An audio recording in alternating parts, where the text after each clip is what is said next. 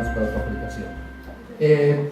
Toca el turno, como último ponente de este foro, al maestro Luis Daniel Ruiz Guerrero.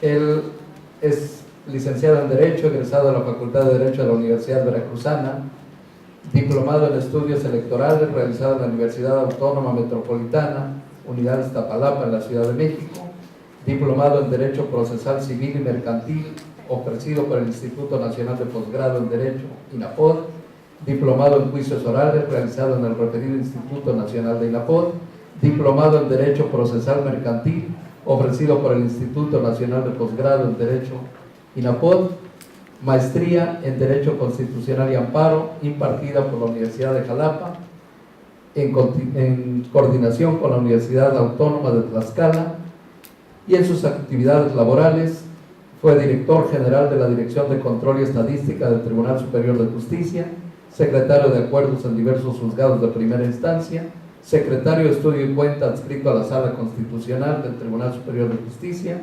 secretario de Estudio y Cuenta adscrito a la Segunda Sala del Tribunal Superior de Justicia, juez de primera instancia adscrito a los juzgados de primera instancia con residencia en Misantla, Martínez de la Torre, Minatitlán, Tuxpan y actualmente en la ciudad y puerto de Veracruz. Actualmente es catedrático en el Instituto de Estudios de Posgrado Jalapa y entre sus obras escritas es coautor del libro Antología de Temas Jurídicos Contemporáneos de la editorial Porrúa y autor del libro Del Monopolio a la Privatización de la Acción Penal por Flores Editores, México, 2012. Él aborda el tema de la pensión alimenticia. Maestro Daniel Ruiz Guerrero, tiene el uso de voz. Muchas gracias, agradezco la invitación, agradezco la presencia de mujeres y hombres, porque juntos podemos contribuir para mejorar nuestro sistema jurídico con perspectiva de género. El tema que me corresponde lo voy a abordar de inmediato, dado el tiempo que tenemos ya rebasado a lo programado. La pensión alimenticia. ¿Quiénes tienen derecho a recibir alimentos? Los cónyuges tienen derecho a recibir alimentos, los concubinos, los hijos, el padre, la madre y los hermanos. ¿Quiénes tienen la obligación de dar alimentos? Bueno, la obligación es recíproca. El que los da, a su vez, tiene el derecho de recibirlos. Pero no basta con tener el derecho a recibir alimentos. Es necesario que se acredite, por regla general, la necesidad de percibirlos. Y digo por regla general porque hay excepciones. La excepción es, según criterio de la Suprema Corte de la extinta Tercera Sala, a favor de la mujer y de los hijos. Este criterio es el que venía imperando durante mucho tiempo. Es un estudio que la Suprema Corte adaptó porque no estaba establecido en nuestros códigos. Sin embargo, si ustedes revisan al tribunal colegiado de este séptimo circuito, el año pasado estableció un criterio en jurisprudencia que dice que la mujer ya no tiene la presunción de necesitar alimentos. Y esto es algo que en ese avance que venían teniendo, pues desde luego que perjudica en parte esa situación de la presunción de necesitar alimentos.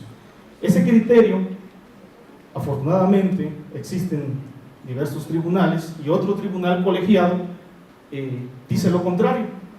Se denuncia la contradicción y afortunadamente la Suprema Corte, la primera sala, vuelve nuevamente a establecer en jurisprudencia por contradicción que la mujer sí tiene la presunción de necesitar alimentos, siempre y cuando justifique que se dedica a labores del hogar. Entonces, como podemos nosotros observar, la presunción de los alimentos a favor de la mujer era una interpretación general, no había que especificar ninguno de estos puntos. Ahora, hay que actualizar esas demandas y yo invito, porque seguro estoy que aquí hay abogados postulantes, a que modifiquen sus formatos de demanda. Tenemos por tradición, y eso lo vemos constantemente, un sinnúmero de demandas, todas con un formato ya preestablecido, definido, donde los hechos en todos o en su mayoría de los casos son los mismos. No se precisan ni se puntualizan los casos de manera particular para que nosotros como juzgadores podamos establecer en cada asunto qué es lo que vamos a decidir en relación con los alimentos.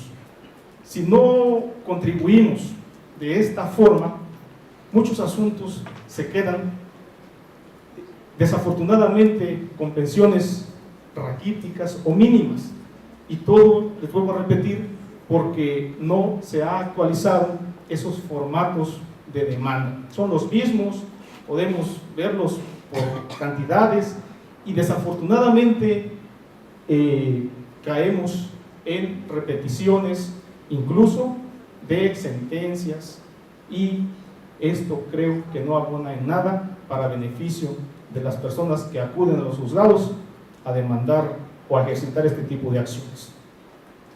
¿Quiénes también tienen presunción? Pues los hijos.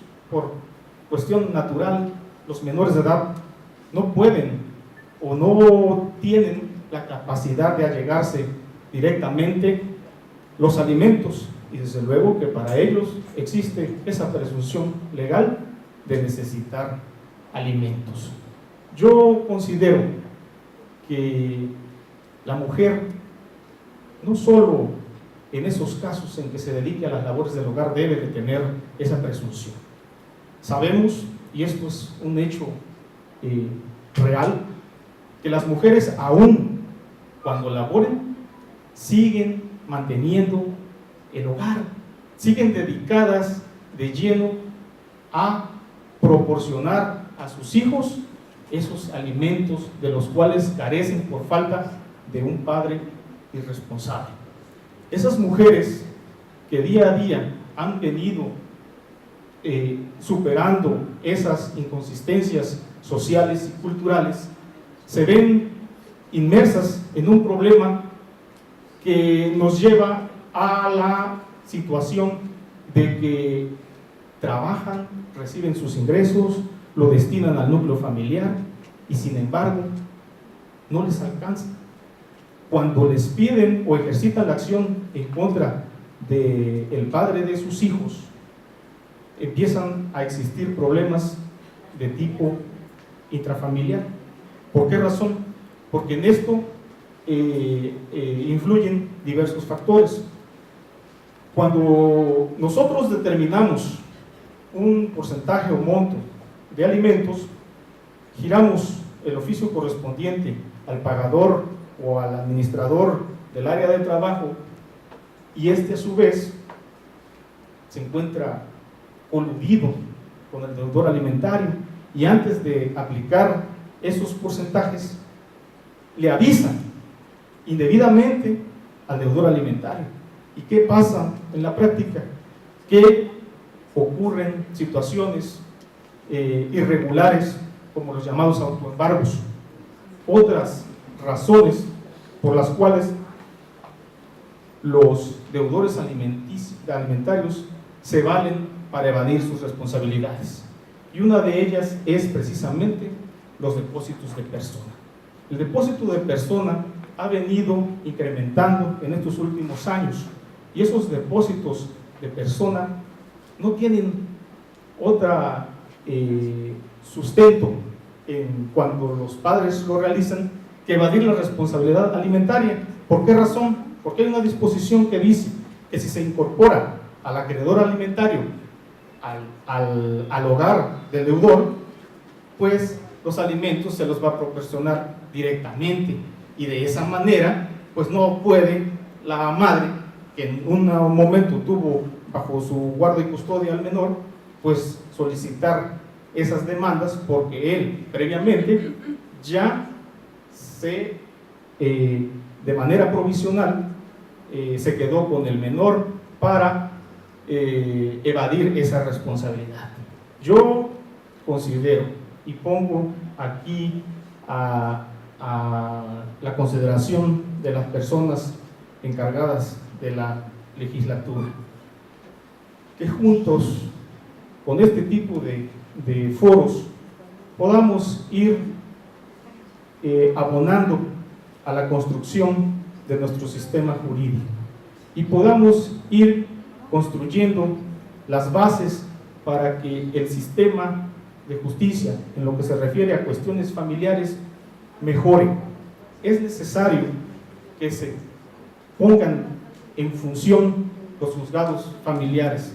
Nosotros, como jueces, tenemos en nuestro cargo asuntos de tipo mercantil, asuntos sucesorios, jurisdicciones voluntarias, asuntos hipotecarios, de diferentes tipos de asuntos, y los que mayor carga laboral tenemos son aquellos asuntos de tipo familiar. Si nos especializamos en esas materias, creo que vamos a dar una mejor respuesta y una mejor o eficaz administración de justicia. Yo estoy de acuerdo en que las madres sean las que tengan a cargo a sus hijos, salvo en aquellos casos de excepción. Considero que por cuestiones culturales la madre siempre va a dar el todo por sus hijos. Hay un pasaje que quisiera comentarles.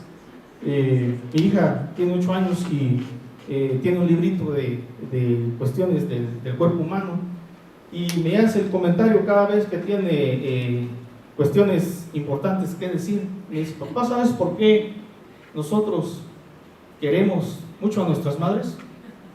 Le digo: no. Dice: por el olor a nuestra madre. Dice: es que este libro dice que el primer instinto de los niños que se desarrolla es el olfato, y lo primero que los niños olemos es a nuestra madre, y por eso nos sentimos tan apegados a ellos. Por eso considero que son las madres las que deben tener a su cargo a sus hijos, simple y sencillamente por cuestiones naturales, pero también por cuestiones legales. Debemos todos juntos, aquí en este foro, con la presencia de personas de la talla de la maestra Yolanda Cecilia, contribuir con las diputadas, con las expertas, catedráticas, abogados. Todos podemos construir para mejorar este sistema. Esto creo que es el primer paso que nosotros estamos dando, y a mí me enorgullece estar con ustedes en este momento. Muchísimas gracias.